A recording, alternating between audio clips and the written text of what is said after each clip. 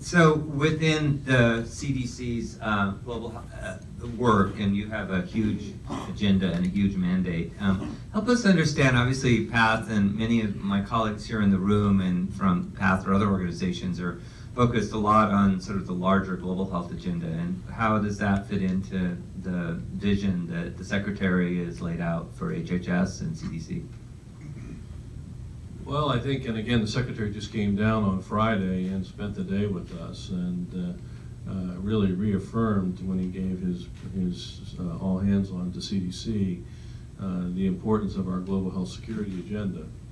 And from my perspective, and there's sort of a total lineup in sync, first and foremost, it's pandemic flu. I think any of us that have been around for a while understand you better be prepared for pandemic flu. Obviously, seasonal flu is important. We need to be prepared for it. We need to improve immunization effectiveness. We need to improve the uptake of immunization. But pandemic flu is the threat. It's the global health threat. And I think we all have an understanding as to pandemic flu. It doesn't matter where it starts, because it's going to be pandemic when it happens.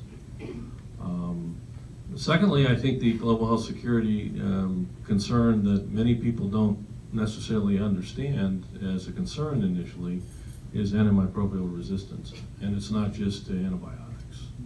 Antiparasitics, anti-infectious, even anti-flu.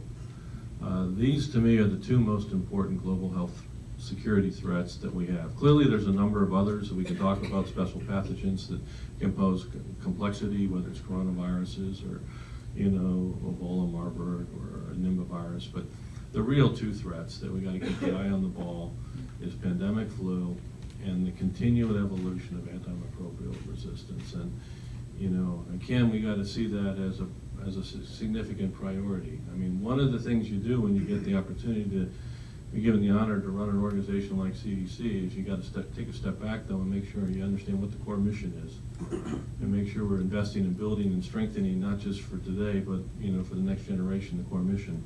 I'm of the point of view that the central core mission is global health, global health security agenda. That's first and foremost what CDC's got to make sure we've got covered.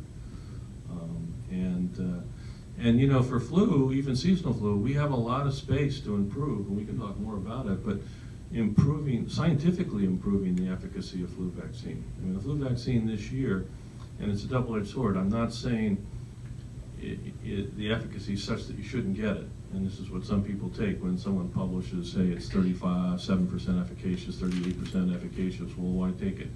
Well, the 172 children that died in the flu season we just went through, 80% of them weren't vaccinated.